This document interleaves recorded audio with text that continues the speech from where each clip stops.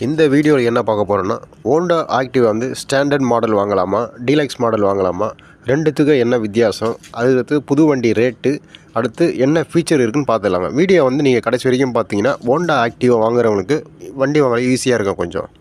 First வண்டியில் என்னென்ன feature இருக்குன்னா, வண்டி engine CC 109.51 CC, air cooler 4 stroke SI engine டைப்புங்க. பவர் வந்து 7.79 பிஎஸ், 7500 ஆர்பிஎம்.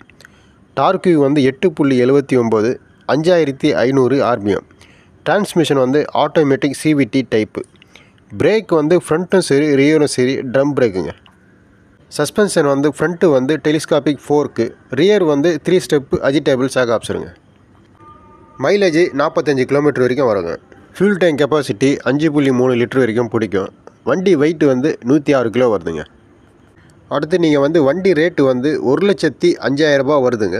நீங்கள் வந்து அடுத்து வந்து இப்போது ஹோண்டா ஆக்டிவாலேயே வந்து ஸ்டாண்டர்ட் மாடலு, டீலக்ஸ் மாடலு எது வாங்கலான்னா, இப்போ நீங்கள் வந்து ஸ்டாண்டர்ட் மாடல்னால் உங்களுக்கு வந்து சரி வண்டி மட்டும் எனக்கு போதும், எந்த ஃபியூச்சர் வேணான்னா நீங்கள் வந்து ஸ்டாண்டர்ட் மாடல் வாங்கிக்கலாம். வண்டி நல்லாயிருக்கும்.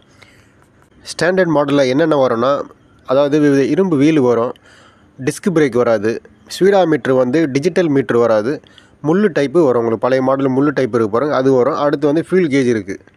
சரி நம்மளுக்கு எந்த ஃபியூச்சரும் வேணாம், வண்டி மட்டும் இருந்தால் போதும், வண்டி கிக்கரு செல்ஃபு ரெண்டும் இருந்தால் போதும்னா அது இவங்களுக்கு வந்து இந்த வண்டி ரேட்டு வந்து கம்மி, இது நார்மல், இது இந்த வண்டி நல்லாயிருக்கும், வாங்குறவங்க வாங்கிக்கலாம்.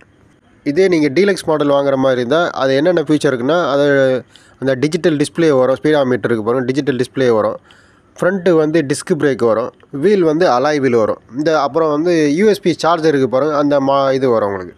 இந்த வீடியோ உங்களுக்கு பிடிச்சிருந்தா லைக் பண்ணுங்கள், ஷேர் பண்ணுங்கள், சப்ஸ்கிரைப் பண்ணுங்கள்.